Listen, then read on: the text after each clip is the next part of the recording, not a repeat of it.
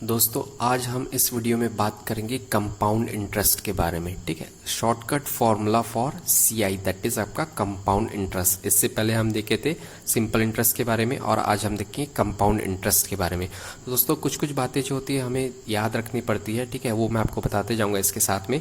अभी हम देखते हैं कि इसका जो बेसिक फॉर्मूला है जो सभी जानते हैं, हम बचपन में पढ़ चुके हैं, वो फॉर्मूला आपका होता है ए दैट इज आपका total amount is equal to P bracket में 1 प्लस आर, ठीक है, कहीं कहीं से कैपिटल आर लिखा जाता है, कहीं कहीं स्मॉल आर लिखा जाता है, divided by 100 to the power n.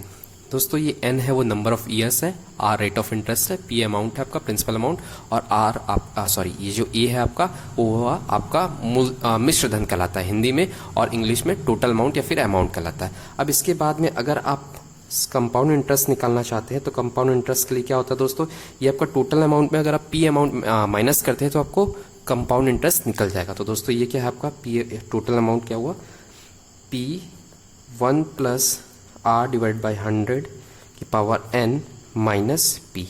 दोस्तों सिंपल सा फॉर्मूला होता है, आप ब्रैकेट भी लगा सकते हैं ऐसे पी को कॉमन करके, ठीक है। अब इसके बाद में दोस्तों जो पॉइंट नोट करने के लिए है वो याद रखना, rate of interest will be same for all the years, ठीक है। मतलब कंपाउंड इंटरेस्ट में ये होता है, कंपाउंड इंटरेस्ट में कि वो जो रेट ऑफ इंटरेस्ट है वो आपका सभी साल के लिए, सपोज आपको एन ईयर्स के लिए बोला तो सभी साल के लिए वो आपका कॉमन होता है, ठीक है। अगर 5% के हिसाब से बोल रहा है तो वो 5% के हिसाब से हर एक साल पे लगते जाएगा, ठीक है। अब बात करते हैं दोस्तों शॉर्टकट फॉर्मूला की। तो पहला इसका शॉर्टकट फॉर्मूला है, जैसे हम वहाँ एसआई में देखे थे, सेम कंडीशन है। तो दोस्तों क्या हुआ, अगर पी अमाउंट ऑफ मनी, ठीक है, are percent of rate of annual interest के हिसाब से टी टाइम में, ये आपका टाइम है, ठीक है, एन टाइम्स हो जाता है, ठीक है। तो इसका रिलेशन क्या हो जाएगा, P R is equal to N की power 1 upon T minus 1 into 100। दोस्तों ये सिंपल सा फॉर्मूला है आपका, ठीक है, आर जितना भी परसेंट के हिसाब से है, ठीक। अब इसके बाद में एक और फॉर्मूला आता है सिंपल से, अगर उसकी फॉर्मूला की बात करें तो वो आपका हो जाएगा सेकंड फॉर्मूला। इसमें ये बोलता है कि भैया टी अमाउंट ऑफ जो पी अमाउंट ऑफ मनी है, ठीक है, T1 टाइम में, इसमें दोस्तों जब क्वेश्चन फॉर्मेशन करता है तो इसमें कुछ अमाउंट नहीं दिया रहता है आपको, ठीक है, बोल दिया रहता है कि सिंपल सा T1 टाइम में कोई मनी है वो n टाइम्स हो जाता है, ठीक है। अब वो T2 टाइम में, ठीक है, वो हो जाता है आपका n to the power x time. तो दोस्तों ये बोल रहा है कि भैया कुछ समय में वो n टाइम हो जाता है और दूसरा समय में बोलता है कि वो n to the power x time हो जाता है। मतलब ये हुआ कि अगर ये आपका 2 होगा तो ये हो सकता है 2 to the power 2, 2 to the power 3, 2 to the power 4, ठीक है, ऐसा। तो ये जब आपको ऐसा दिया रहेगा तो आपका शॉर्टकट फॉर्मूला हो जाता है आपका T2, ठीक है। आपको ये दोनों दिया रहता है, ये दिया रहेगा, ठीक है, ये दिया रहेगा, बोलेगा ये T2 टाइम निकालो, ठीक है। तो उसका रिलेशन होता है T2 is equal to x into T1।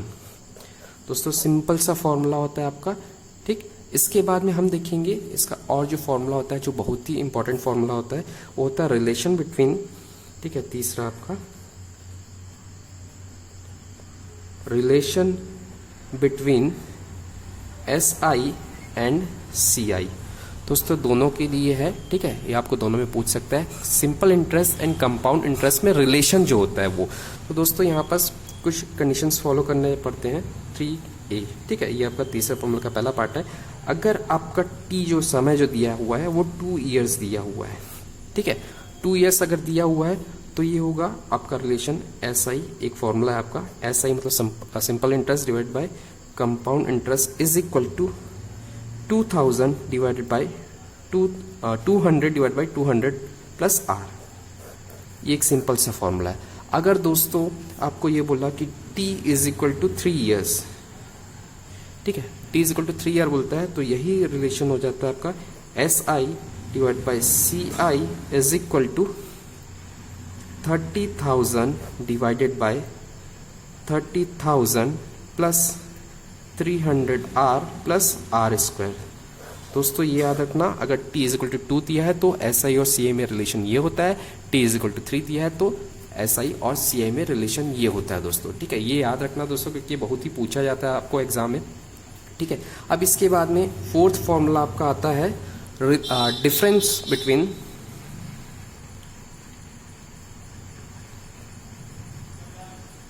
Difference between S I and C I, ठीक है। इसमें डिफरेंस दे दिया है कि भैया आपको डिफरेंस बता रहा है कि आपको डिफरेंस निकालना है किसके बीच में, एस आई और सी आई के बीच में।